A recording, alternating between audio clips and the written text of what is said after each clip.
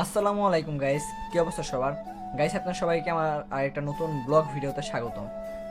Guys, after a long time পর আবার blogging করছি। আপনারা যারা আমার ব্লগগুলো দেখেন বা আমার সাবস্ক্রাইবার যারা আছেন, আপনারা অবশ্যই জানেন যে আমি কোন পদের অলস বা কোন টাইপের। আমি তো 2 মাস ঠিক থাকি, তো আর 2 মাস আমার আবার গাফুলতি হয়ে যায়। বাট এখন থেকে ভাবছি যে পড়াশোনার পাশাপাশি আহ, ফোনের পিছনে অনেক অযথা সময় চলে যায়।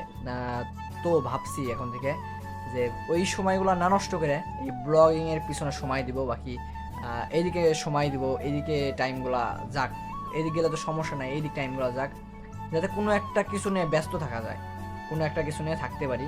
সো আজকে আমরা চলে গেছিলাম হলো ফরিদপুরের অন্যতম একটা জায়গা, সেটা হলো বাগান বিলাস। এটা হলো চরকমলাপুরে অবস্থিত। যারা ফরিদপুর আছে আপনারা অবশ্যই চিনেন। এটা ছয়তলা মসজিদের অপোজিটে চরকমলাপুরে। সো একটা মজার কাহিনী কি, এখানে আমরা যখন আসি, এখানে গেছিলাম হলো আমি আমার চাচাতো ভাই সোহান। তো এখানে যখন আমি আসি তখন আইসে দেখি যে এই জায়গাটা বন্ধ, তালাবদ্ধ অবস্থায় এই জায়গা বন্ধ রয়েছে জায়গাটা। সো খুবই মুডটা খারাপ হয়ে গেল, মুডটা নষ্ট হয়ে গেল। ভাবছিলাম অনেকদিন পর যেহেতু বাইরেছি ঘুরতে, সো এখানে যাব, আজকে এখানে কিছু ছবি তুলবো বা এখানে ব্লগিং এখান থেকে শুরু করতে চাইছিলাম, যে এখান থেকে ব্লগিংটা শুরু করব আবার। বাট একটা সমস্যা হয়ে গেলো, সেটা হলো যে আজকে আসলাম বাট এখানে বন্ধ। কারণ সেটার একমাত্র কারণ হচ্ছে এটা একটু ভিতর সাইডে হতে এই জায়গাটা ড্যাম খেয়ে গেছে, এবং এই জায়গাটায় মানুষজন কম আসতেছে, যার কারণে বিজনেস লো হয়ে গেছে যাদের আর কি, যারা অনার্স ছিল এখানকার। সো তারা শুধুমাত্র শুক্রবারেই এটা অন করে। পরবর্তীতে জানতে পারলাম আমি। বাট আমি তাদের পেজে দেখছিলাম যে বিকাল 5টা থেকে রাত 10টা 9টা 10টা পর্যন্ত এটা খোলা থাকে। সো তার জন্যই আসছিলাম। কিন্তু এটা বন্ধ থাকার কারণে এটার অপোজিটেই ছিল রামকৃষ্ণ মিশন, ফরিদপুরের চরকমলাপুরে অবস্থিত। ফরিদপুরে যারা আছেন এটাও চিনবেন আপনারা অবশ্যই, চরকমলাপুরে অবস্থিত এই রামকৃষ্ণ মিশন। সো পরবর্তীতে ভাবলাম যে রামকৃষ্ণ মিশনের ভিতরে যাই, যেহেতু ব্লগিং করতেছি।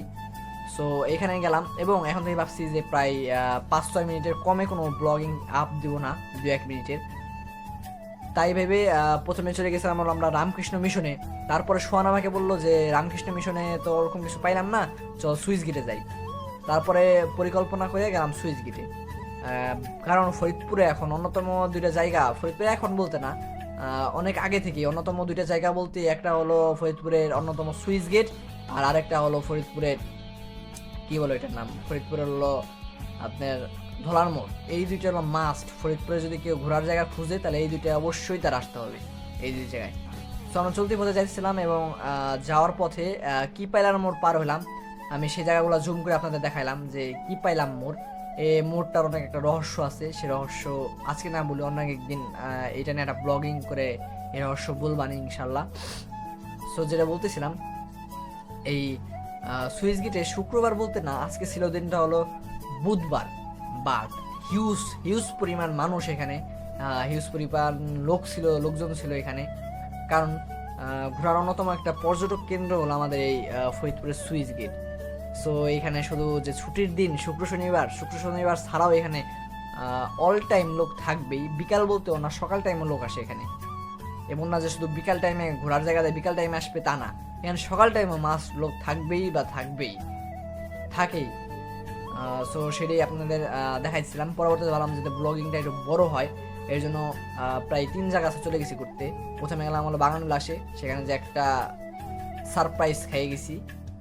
তারপরে গেলাম হলো আপনার কি বলে রামকৃষ্ণ মিশনে, সেখানে দেখলাম যে ওরকম কিছুই নাই। দেন আসলাম এই যে সুইচ গেটে, এখানে এসে যা একটু ভালো লাগছে, মুডটা ভালো হয়ে গেছিলো। আর প্রায় বাইরে ছিলাম আমরা প্রায় 5টার দিকে, আস্তে আস্তে প্রায় 7টা 7:30 বেজে গেছিলো, যখন সন্ধ্যার আজান দিয়ে দিছে। দেন ভাবলাম এখানে আর বেশি দেরি আমরা না করি। সো আজকের আকাশটা যেই পরিমাণে সুন্দর ছিল, মাশাআল্লাহ, আজকের আকাশটা অনেক সুন্দর ছিল। আকাশটা দেখলে মনটা ভরে যাচ্ছিল আজকের।